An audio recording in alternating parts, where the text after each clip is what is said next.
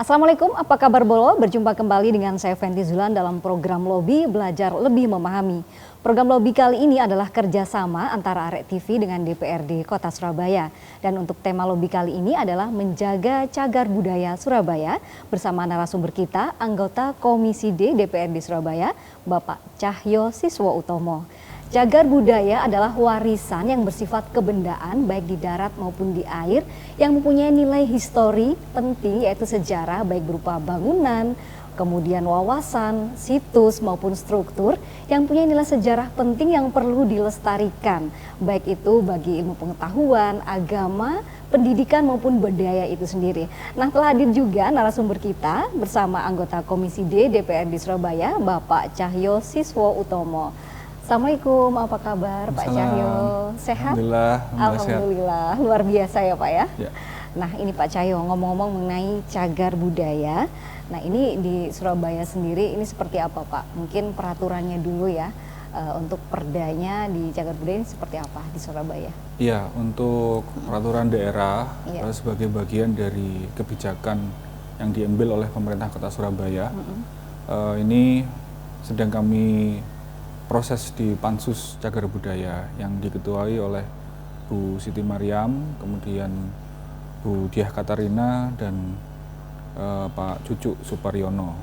Saya sebagai anggota di Pansus tersebut mengikuti proses-proses dalam cagar budaya dan kebetulan dalam proses penyelesaian proses cagar budaya itu, Pansus Cagar Budaya itu memerlukan penyelesaian atau adanya tenaga ahli cagar budaya. Nah, ketika pansus sedang berjalan, diperlukan tim ahli cagar budaya yang dibentuk dan itu sudah selesai. Nah, waktu itu memang ketuanya saya untuk tim sebagai ahli cagar ketua, budaya. Tim ahli cagar budaya.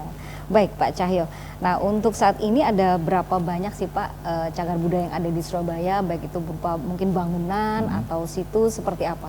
Pak Cahyo, atau sudah banyak mungkin yang wah ini sudah ahli fungsi maksud saya, kan mulai banyak mungkin dibangun mall, dibangun tempat makan dan lain-lain. Apakah ada yang seperti itu Pak Cahyo? Jadi kurang lebih ada 220 situs ya, macam-macam, masih ada yang berfungsi, ada yang sudah tidak berfungsi. Itu ada beberapa, ada yang dikelola pemerintah kota atau BUMN, atau ada yang dikelola swasta ataupun pribadi-pribadi.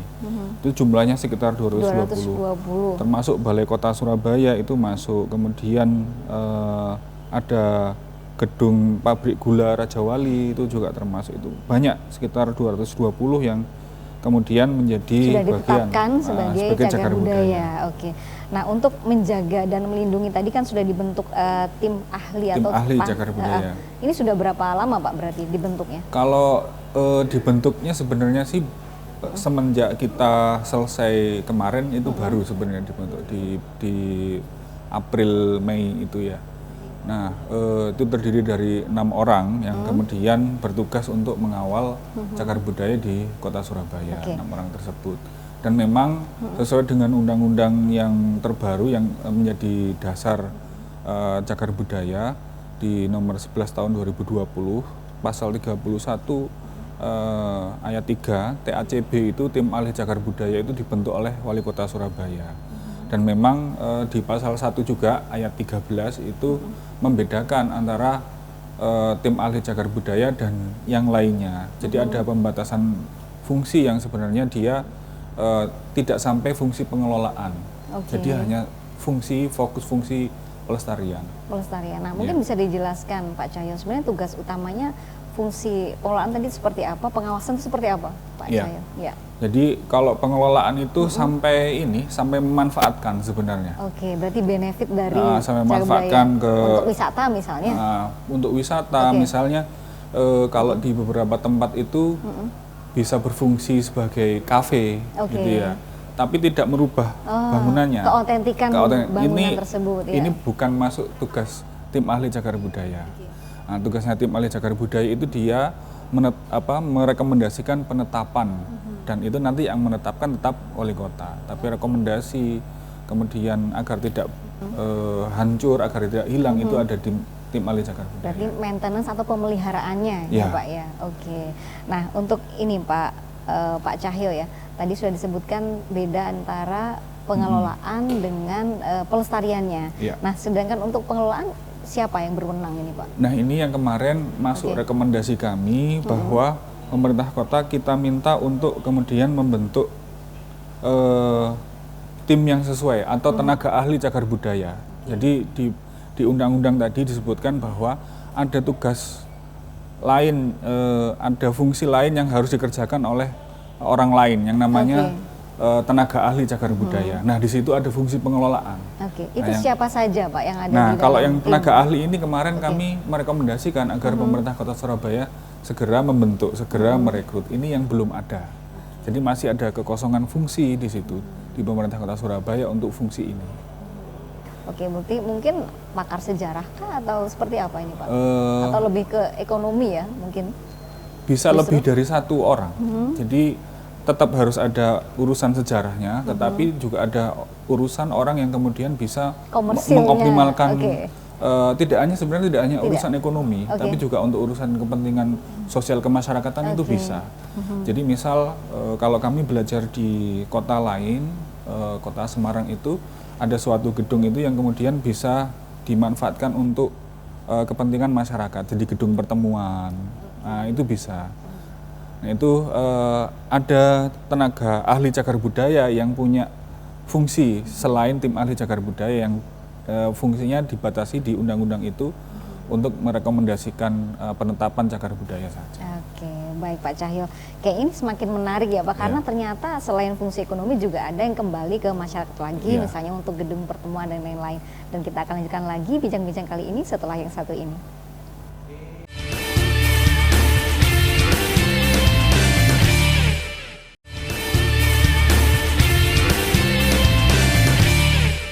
Baik Bolo, kembali di Lobi Belajar Lebih Memahami, masih dengan tema kita kali ini adalah menjaga cagar budaya Surabaya bersama narasumber kita, anggota Komisi D DPRD Surabaya, Bapak Cahyo Siswautomo. Nah, Pak Cahyo tadi sudah menjelaskan juga mengenai tim ahlinya.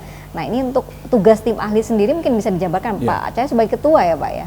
Waktu itu saya diberi amanah sebagai ketua untuk pansus tim ahli cagar budaya.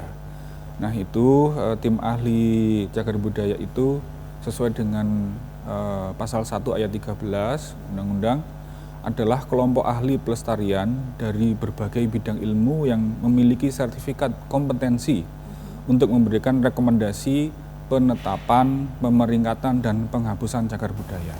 Jadi tim ahli itu dia kerjanya memberikan rekomendasi.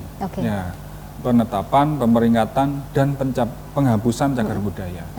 Kemudian yang menetapkan, yang memberi pemeringkatan, yang menghapus itu adalah pemerintah Kota Surabaya. Nah, tim ahli ini fungsinya memberikan rekomendasi hal tersebut. Nah, baik Pak Cahyo. Nah, selama terbentuk tim ahli tadi, apakah ada penambahan yang masuk dalam penetapan cagar budaya? Ataukah sudah ada yang, wah ini kayaknya sudah tidak perlu masuk cagar budaya, ada nggak Pak itu? Nah ini karena baru dibentuk beberapa bulan yang lalu, laporannya belum sampai ke kami yang baru ini. Yang baru ini belum sampai ke kami.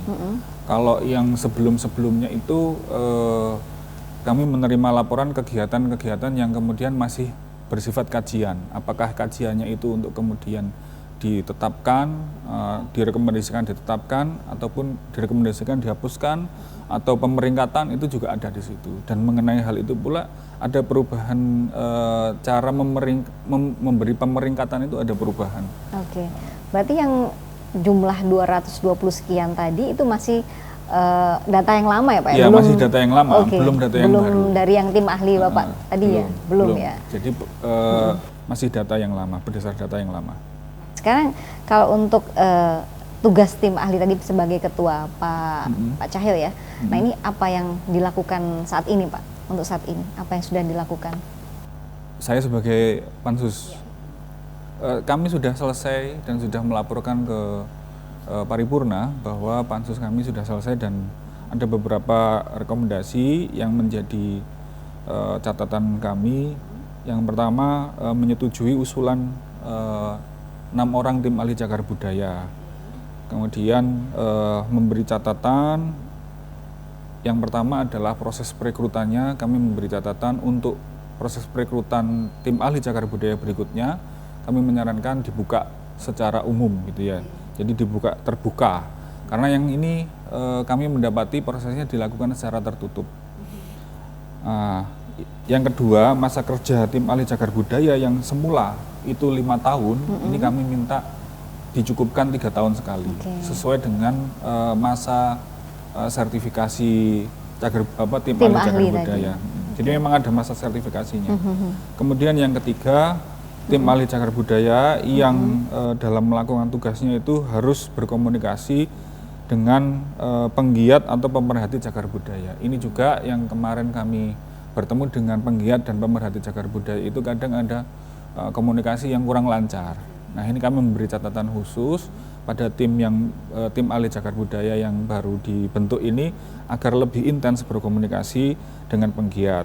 Yang berikutnya membuat laporan kerja selama 6 bulan sekali, dan yang terakhir ini yang tadi saya sebutkan, mendorong pemerintah Kota Surabaya untuk segera membentuk tenaga ahli pelestarian cagar budaya agar menjadi optimalisasi pemanfaatan cagar budaya di Kota Surabaya. Jadi di undang-undang ini mengatur ada pemisahan fungsi untuk itu. Maka tim ahli cagar budaya tidak punya kewenangan untuk melakukan pemanfaatan cagar budaya atau pengelolaannya. Oke, nah tadi menarik sekali disampaikan oleh Pak Cahyo mengenai penggiat cagar budaya, Pak ya.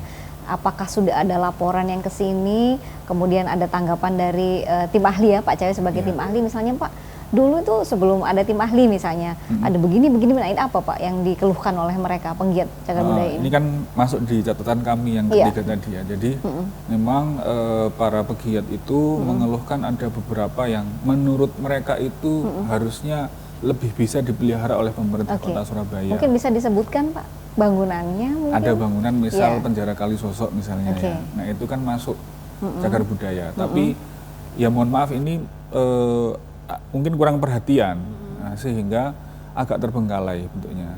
Dan ada beberapa situs lain yang kami sendiri ahistori di bab itu, misalnya rumah radio Bung Tomo, nah itu juga termasuk. Cuman kita menurut penjelasan tenaga ahli juga, ini datanya ini sebenarnya juga belum clear juga di bab itu. Nah ini kan problemnya adalah komunikasi sebenarnya.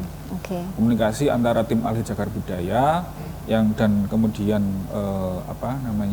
pegiat cagar budaya itu. Nah, itu perlu berkomunikasi intens. Kalau usulan dari mereka apa ini Pak, kalau boleh tahu? Ya itu tadi lebih sering berkomunikasi. Nah, ini ada kebuntuan sebenarnya.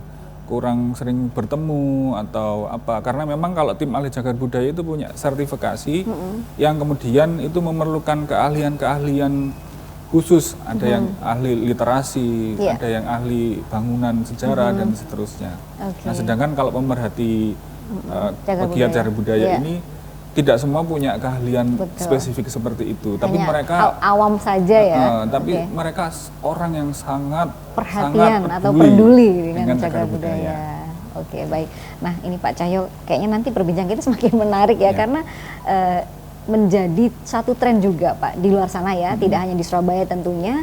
Kan biasanya kalau pas liburan datang, orang-orang itu kepingin misalnya ke kota A atau Surabaya. Tapi apa sih kesan yang bisa ditimbulkan setelah berkunjung dari Surabaya? Misalnya sejarah apa yang bisa kita ambil dari kota Surabaya? Nah, mungkin ini nanti ya Pak, kita akan gali lebih lanjut lagi setelah yang satu ini.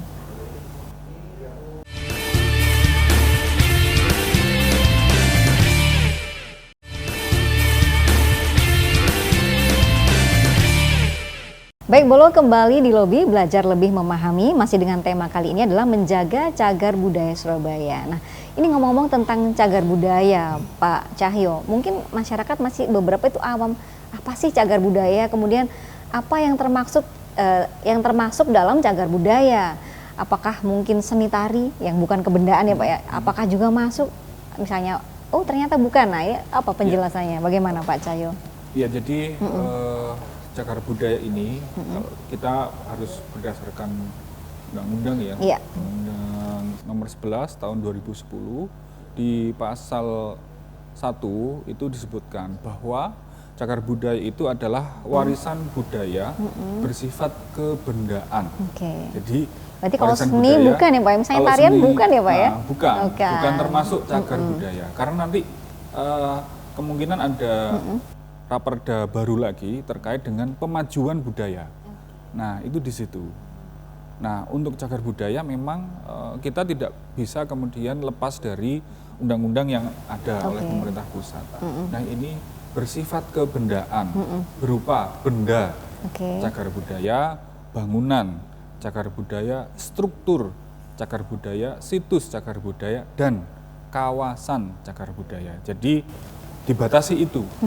Jadi sifatnya kebendaan. Yang terlihat, tampak, bisa dilihat, diraba gitu mungkin Pak ya? Baik itu di darat, di air, yang perlu dilestarikan keberadaannya karena mempunyai nilai penting bagi sejarah, ilmu pengetahuan, pendidikan agama, atau kebudayaan melalui proses penetapan. Nah, ini di ujungnya disebutkan harus proses penetapan. Nah, di situ juga dijelaskan benda cagar budaya itu apa detailnya. Kemudian ada bangunan cagar budaya apa, struktur cagar budaya apa, itu ada di pasal-pasal di ayat berikutnya. Jadi kalau pasal 1 menyebutkan tentang cagar budaya apa, adalah sifat kebendaan yang terdiri dari benda cagar budaya. Di ayat kedua dijelaskan tentang benda cagar budaya itu adalah apa. Benda alam dan atau benda buatan manusia, bergerak maupun tidak bergerak, satu kesatuan atau kelompok, ya, atau sisanya memiliki hubungan erat dengan kebudayaan dan sejarah perkembangan manusia, itu benda. Jadi didetailkan di tiap part. Nah, ini nanti juga masuk di perda juga, Mbak. Termasuk itu sampai tentang kawasan cagar budaya. Dan memang ada beberapa kriterianya ya, benda cagar budaya, bangunan cagar budaya atau struktur cagar budaya itu ada kriteria. Yang pertama, usianya 50 tahun atau lebih. Yang kedua, memiliki masa gaya paling singkat usia 50 tahun. Ya, ini menguatkan yang poin pertama. Yang ketiga, punya arti khusus bagi sejarah, ilmu pengetahuan, pendidikan, agama, dan atau kebudayaan. Dan yang terakhir, memiliki nilai budaya bagi penguatan kepribadian bangsa. Misal kita sebut, jadi kota satu-satunya kota di Indonesia yang disematkan kota pahlawan itu hanyalah Surabaya. Tidak ada kota Bandung lain, misalnya. Bandung bukan kota pahlawan, kota hanya kembang. Surabaya. Nah, itu berarti di situ ada nilai-nilai lokal Surabaya. Nah, ini bab yang terakhir tadi tentang penguatan kepribadian bangsa ada di Surabaya. Nah, tinggal kemudian cagar budaya yang tadi masuk syarat 50 tahun itu punya kepribadian bangsa enggak di situ. Misalnya, mohon maaf seperti Hotel Mojopahit. Nah, Hotel Mojopahit di situ ada sejarah di situ. Maka dia termasuk cagar budaya. Yang tipenya tipe A atau kelasnya paling tinggi, kelas nasional. Nah, itu gimana Pak untuk menetapkan kelasnya apa, spesifikasinya Pak? Masuk kelas A, kelas apa lagi? B mungkin? Nah, itu ada spesifikasinya. Yang baru ini spesifikasinya itu lebih pada wilayah sebenarnya. Jadi ada perubahan di undang-undang juga, di perda nanti juga disesuaikan. Itu lebih ke wilayah, kawasan. Jadi misalnya dia menempatkan di satu kota, maka dia adalah situs cagar budaya kota tersebut atau kabupaten tersebut. Apabila kemudian dia ada di lebih dari satu kota, maka dia masuk ke provinsi, gitu. Dan apabila lebih dari satu provinsi masuk ke nasional. Nah, begitu pula kelas-kelasnya nanti juga akan dipertahankan. Apabila itu terkait dengan sejarah bangsa, dia masuk kelas nasional. Tetapi kalau dia nanti kelasnya untuk sejarah lokal misalnya ke Surabaya saja atau di salah satu kecamatan saja seperti beberapa bulan, maka dia kelasnya kelas lokal tersebut. Nah, mungkin bisa disebutkan Pak Cahyo, kalau untuk kawasan, nah ini mana Pak? Surabaya termasuk cagar budaya itu kawasan mana? Sebenarnya secara resmi belum ada, sedang direncanakan. Kemarin ada beberapa potensi, misalnya di Kia-Kia itu bisa. Kemudian religi di Sunan Ampel itu bisa. Tinggal bagaimana nanti memenuhi syarat-syarat yang bisa dipenuhi. Nah, tidak seperti Semarang misalnya yang dia ada kawasan cagar budaya, memang ada syarat luasnya, Mbak. Nah, ini Surabaya itu agak nyebar-nyebar. Agak tersebar-sebar gitu ya, ada di beberapa kawasan dan memang cirinya sama, biasanya mengikuti sungai, di sekitar sungai. Nah ini sedang dikaji apakah kemudian bisa dijadikan kawasan atau belum bisa. Karena ketika dia menjadi kawasan maka ada peraturan kawasan cagar budaya yang harus dipenuhi. Seperti misalnya tidak bisa dilewati, misalnya ya tidak bisa dilewati kendaraan berat, truk-truk yang besar-besar itu bisa lewat. Berarti ada harus alih fungsi jalan nantinya ya, itu Pak? harus dipertimbangkan. Misalnya kita misalnya ke kawasan religi wisata Ampel ya, di situ pusat perdagangan, masih dilewati bongkar muat barang besar-besar di sini. Nah itu yang kemudian juga harus kita pertimbangkan. Menjadi satu kendala ya Pak yang harus dicari solusinya. Harus dikaji, betul. Kemudian kalau kita menetapkan ini nanti jadi kajian, ini nanti jadi kawasan cagar budaya, harus kita pertimbangkan banyak hal di situ.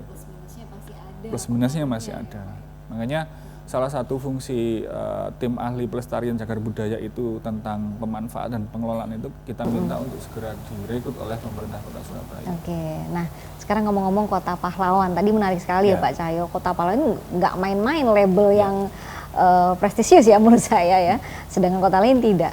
Nah untuk misalnya nih Pak ada wisatawan yang datang, nah kira-kira apa ini Pak yang mau disuguhkan dengan label Kota Pahlawan tadi dari Surabaya?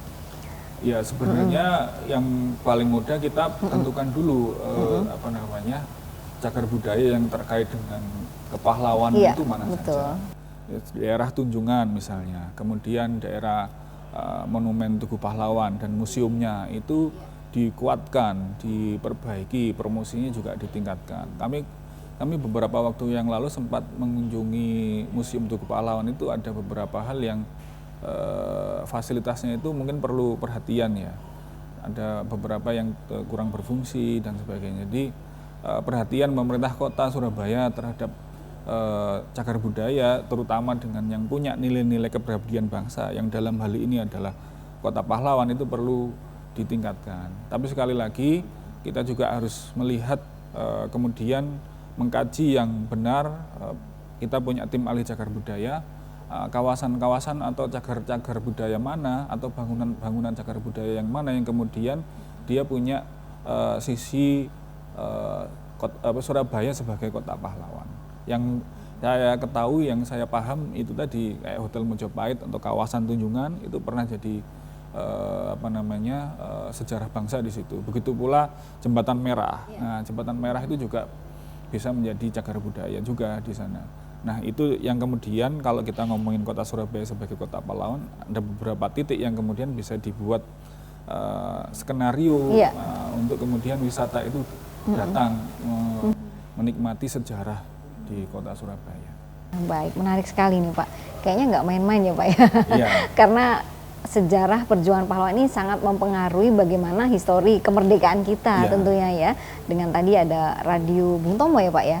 Nah, kemudian nanti masih banyak lagi situs maupun gedung-gedung lainnya yang termasuk dalam cagar budaya. Nah, sekarang begini Pak, apakah sudah ada cagar budaya tadi yang berupa bangunan dan lain-lain, situs yang sudah menjadi area wisata? Sudah adakah Pak? Iya, sebenarnya seperti Tugu Pahlawan itu sebenarnya sudah menjadi area wisata ya, museumnya itu. Begitu pula Hotel Mojopahit, gitu ya. Hotel Mojopahit bahkan berfungsi sebagai hotel di sana, dan memang kita bisa menikmati beberapa bangunan yang bahkan saya ketahui misal Hotel Mojopahit mau menambahkan lift saja itu konsultasinya juga nggak mudah. Harus seperti apa dan sebagainya. Penambahan bentuk bangunan itu juga tidak sembarangan. Merubah bentuk aslinya gitu ya Pak ya? Bahkan tidak sekedar merubah, menambah bangunan itu juga harus izin khusus. Ada aturannya, ada izinnya dan sebagainya. Misal saya nggak bisa sebut ya, ada satu bangunan sejarah di Surabaya ini, dia dia cagar budaya. Kemudian sama pemiliknya karena swasta membangun di belakangnya atau di sekitarnya itu, kemudian bangunannya itu arsiteknya itu serupa dengan yang cagar budaya. Itu malah kemudian mengurangi nilai cagar budaya, keaslian yang tadi. Padahal mungkin maksudnya baik tapi itu begitu pun menambahkan bangunan di sekitarnya itu menjadi juga tidak original mungkin gitu ya Pak. Harus minta pertimbangan dan minta izin dari Dinas Budaya dan Pemuda Olahraga Pariwisata di Kota Surabaya, terutama dengan tim ahli cagar budaya. Oke, nah ngomong-ngomong kepemilikan ya Pak, tadi ternyata ada yang milik swasta ya Pak ya.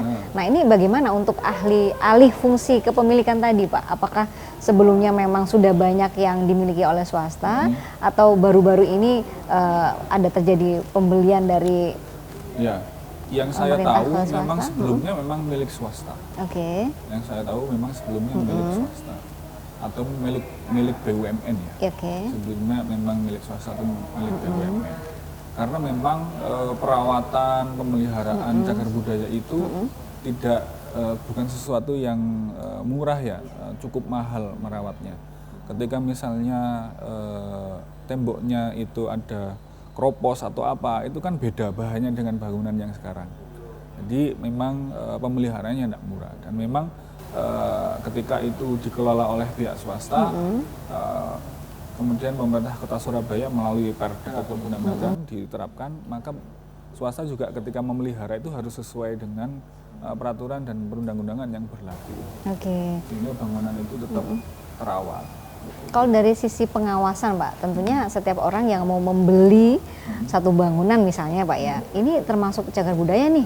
Nah apakah di awal sudah ada komitmen ya Pak ya? Artinya dia tahu banget bahwa ini loh peraturan-peraturan yang harus kamu tahu, masalah renovasi dan lainnya, sudah diketahui kah oleh pihak pemilik gitu Pak? Iya, kalau sekarang yang sudah memakai, insya Allah sudah tahu ya. Nah, tinggal kemudian proses pengawasan itu yang kemudian harus dikuati oleh pemerintah Kota Surabaya. Nah ini siapa dalam hal ini yang mengawasi hal ini? Kalau secara dinas, ada Dinas Kebudayaan, Pemuda Olahraga dan Pariwisata.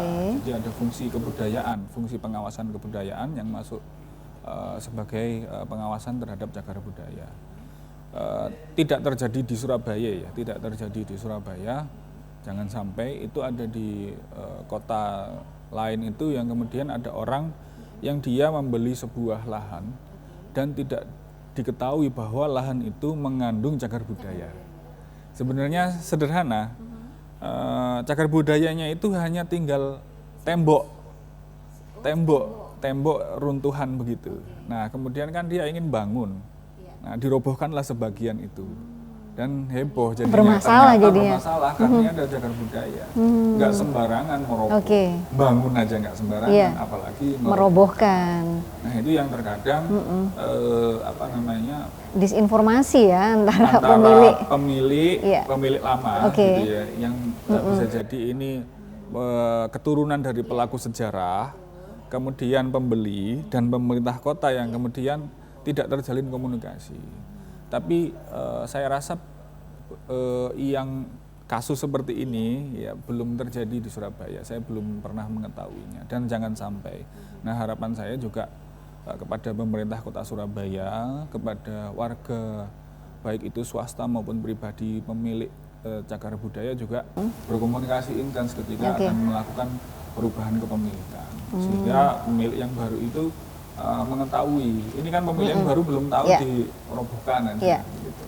Berarti kalau saya lihat juga kan tadi untuk masuk dalam cagar budaya salah satunya adalah usia minimal 50. Nah ini kan waktu berjalan terus Pak ya. Berarti kan ada nanti penambahan-penambahan. Ya mungkin dulunya belum masuk ke cagar budaya, tapi tiba-tiba setelah sekian puluh tahun kemudian masuk cagar budaya. Nah ini berarti bagaimana pemerintah menginformasikan tersebut kepada yang bersangkutan, misalnya nih ternyata setelah ditetapkan ini masuk ke cagar budaya, apakah dalam mungkin surat tanahnya atau surat bangunan izin IMB-nya itu ada catatan tersendiri atau gimana itu Pak? Yang pertama ketika suatu bangunan itu dia akan ditetapkan gitu ya menjadi cagar budaya itu melalui beberapa proses ya. Yang pertama memastikan dulu ini ada kejadian sejarah nggak di sini, ada kemudian ada nilai-nilai bangsa nggak di sini. Kalau dia hanya sekedar bangunan lama apa itu banyak, cuman kan nggak ada kejadian sejarah di situ. Yang kedua tim ahli cagar budaya itu pasti akan melakukan kajian. Ketika melakukan kajian itu pasti akan berkomunikasi dengan pemilik kan, dan itu pemilik akan mengetahui oh ini termasuk cagar budaya ternyata, oh ini kayaknya akan menjadi cagar budaya. Nah itu nanti akan ada proses-proses termasuk juga pajak bangunan dan sebagainya itu juga agak berbeda dan Oh, sudah ada ya berarti dalam dokumen tersebut. Dan ada potongan khusus untuk Oh, oke. Jadi berbeda Nah, dengan untuk masyarakat awam nih Pak, yang ingin tahu misalnya ini masuk cagar budaya atau enggak, apakah ada satu website resmi atau bisa dilihat di mana 220 sekian tadi tuh di mana daftar? Jangan dijawab dulu Pak Cahyo, kita akan lanjutkan setelah yang satu ini.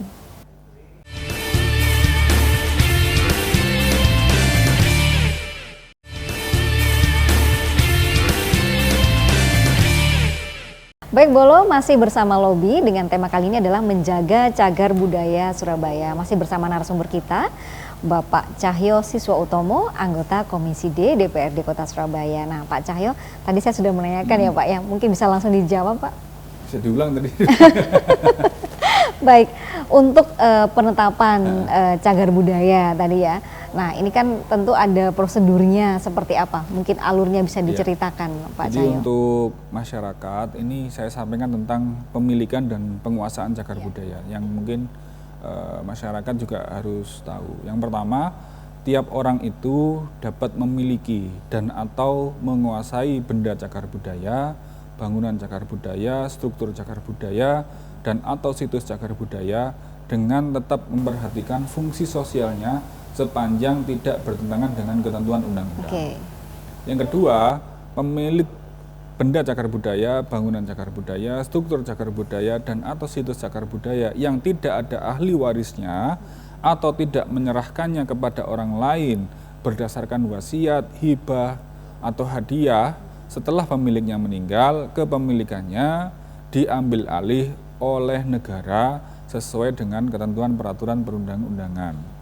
Nah, kawasan cagar budaya itu hanya dapat dimiliki dan atau dikuasai oleh negara kecuali yang secara turun-temurun dimiliki oleh masyarakat hukum adat.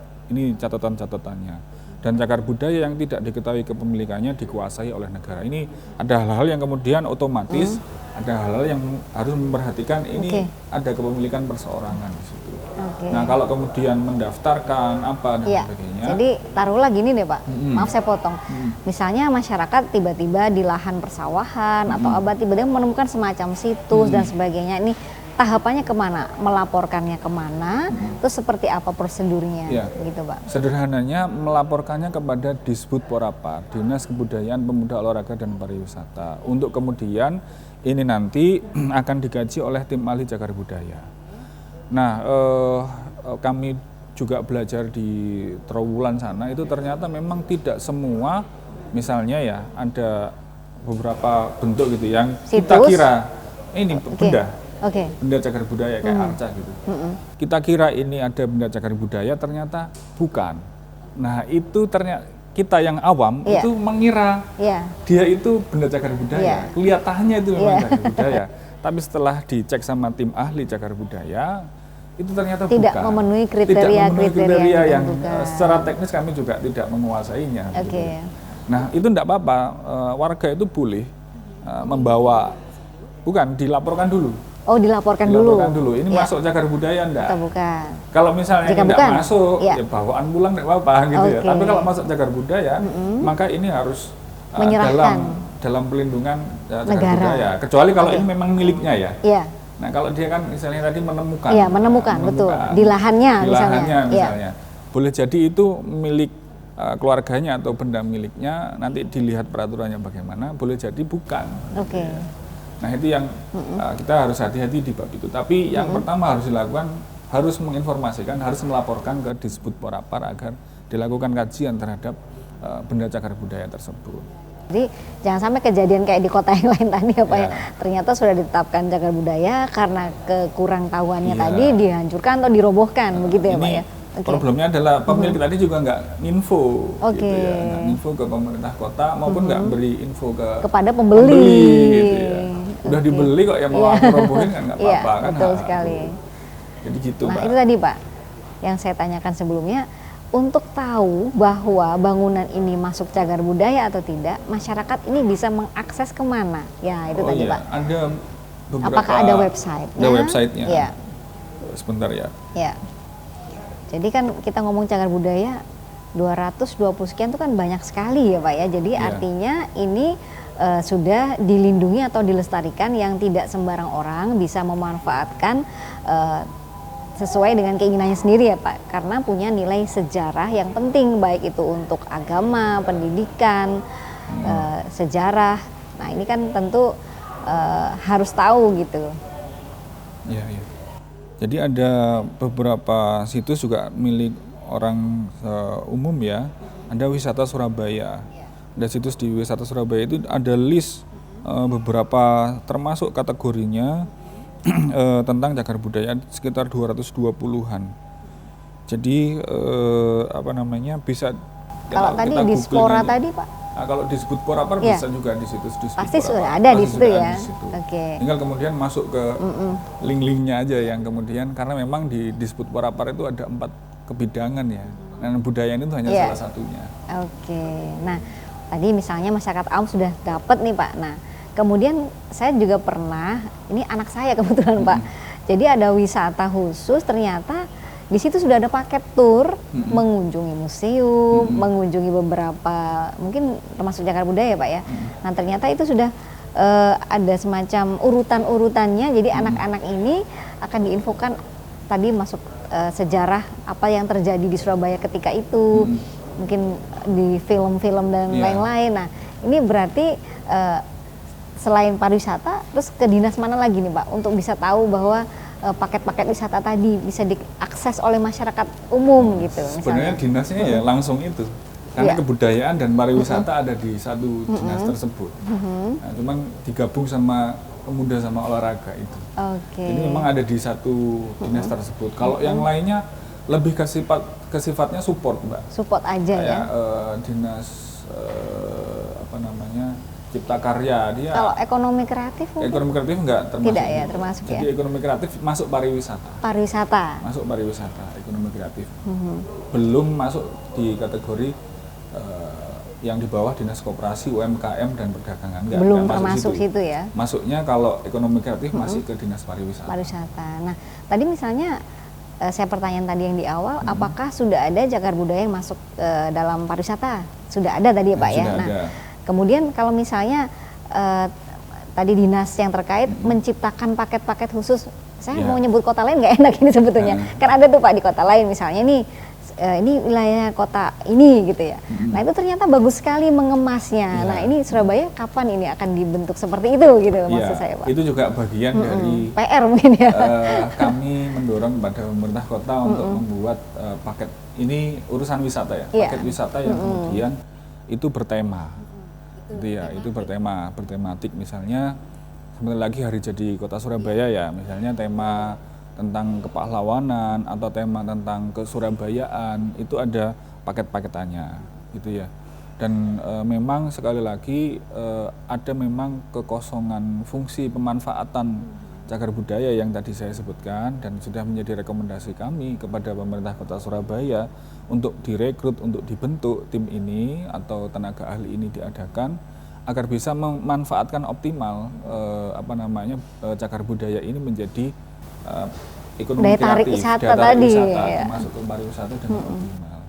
Nah memang belum ada tim atau tenaga ahli khusus di bab itu dan keterbatasan di undang-undang di Ahli Cagar Budaya tidak punya kewenangan untuk pemanfaatan Untuk atau pengelolaan. pengelolaan karena harus ada tenaga ahli yang Karena- lain lagi. Karena ada yang lain lagi yang memang Iya. harus ada tenaga ahli lagi yang kemudian ini harus diadakan pemerintah Kota Surabaya khusus untuk itu. Dan itu masih belum ya Pak Nah, ya, itu masih belum proses ada. gitu. Sudah jadi rekom kami lah. Baik, Pak Cahyo kita akan lanjutkan kembali setelah yang satu ini.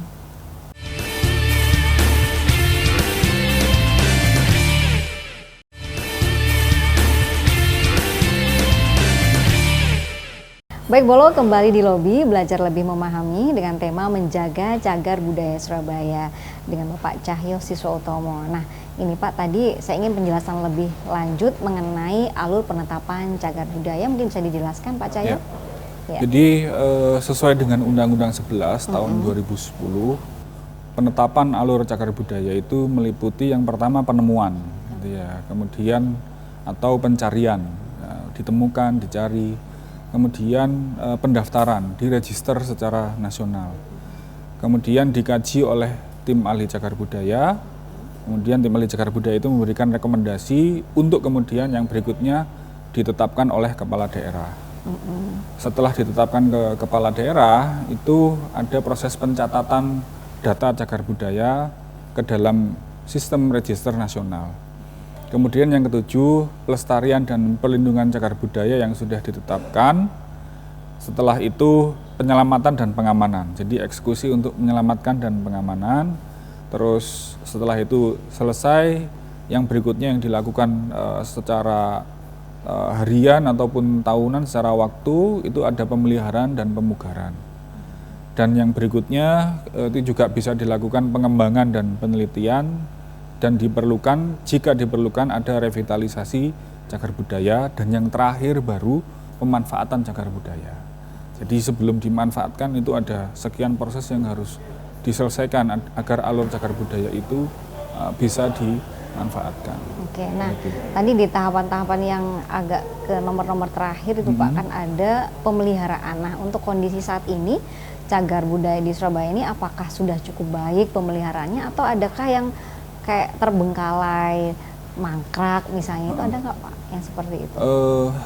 Ada yang terpeliharakan dengan baik, ada juga yang mangkrak. Sempat saya sebutkan tadi ya, termasuk juga penjara Kalisosok itu kan juga termasuk. Nah ini kita juga harus pahami juga bahwa ada keterbatasan tadi itu. Tinggal bagaimana nanti kita bisa mengoptimalkan fungsi pengawasan kita agar pemerintah Kota Surabaya juga memberikan perhatian terhadap cagar budaya yang khususnya yang punya nilai-nilai khusus terhadap kepribadian bangsa, terutama lokalnya Surabaya, yaitu kota pahlawan. Iya. Apakah hanya dari sisi SDM-nya saja, misalnya kurangnya tenaga ahli, masih proses dibentuknya tenaga ahli, ataukah memang ada dana yang ternyata wah ini kayaknya nggak cukup deh? Nah itu seperti apa Pak kondisinya untuk nanti, anggaran ya tentunya? Ini nanti masuk ke kebijakan anggaran memang. Jadi apakah kemudian menjadi prioritas dan sebagainya, dan itu memang hak dan kewenangan dari pemerintah Kota Surabaya. Kami di sini sebagai wakil rakyat, kalau wakil rakyat kan berarti kan juga rakyat, berarti kan juga rakyat kan. Artinya juga kita rekom, Pak ini tolong diperhatikan. Mengenai kemudian penganggarannya bagaimana, itu sudah menjadi kewenangan pemerintah Kota Surabaya yang punya kebijakan. Tapi tentu saja kita tidak lelah, kita tidak capek ngiling Surabaya, mengingatkan pemerintah Surabaya. Ini minta tolong diperhatikan. Jangan sekedar dikasih tanda ini cagar budaya, tapi tidak dipugar, tidak dirawat, tidak dipelihara. Baik, nah ini sebagai anggota Dewan Komisi D ya, dan juga sebagai ketua tim ahli Pak Cahyo, ini saya mungkin menanyakan pertanyaan terakhir, apakah yang menjadikan saran ya untuk masyarakat seperti apa, kemudian kepada pemerintah sebagai pemegang kebijakan seperti apa, kemudian kepada penggiat budaya apa yang menjadikan saran? Silakan Pak. Ya, yang pertama untuk masyarakat, mari kita jaga cagar budaya kita di Surabaya ini, khususnya yang mempunyai kekhasan Surabaya terkait kota pahlawan, mari kita jaga bersama. Jika menemukan bangunan cagar budaya atau benda-benda cagar budaya, itu bisa disampaikan kepada Disbud Porapar, ataupun jika kesulitan bisa menghubungi kami di DPRD Kota Surabaya, terutama di Komisi D yang terkait dengan Dinas Kebudayaan, Pemuda, Olahraga, dan Pariwisata. Akan kami sampaikan ke Disbud Porapar agar kemudian menjadi kajian tim ahli cagar budaya.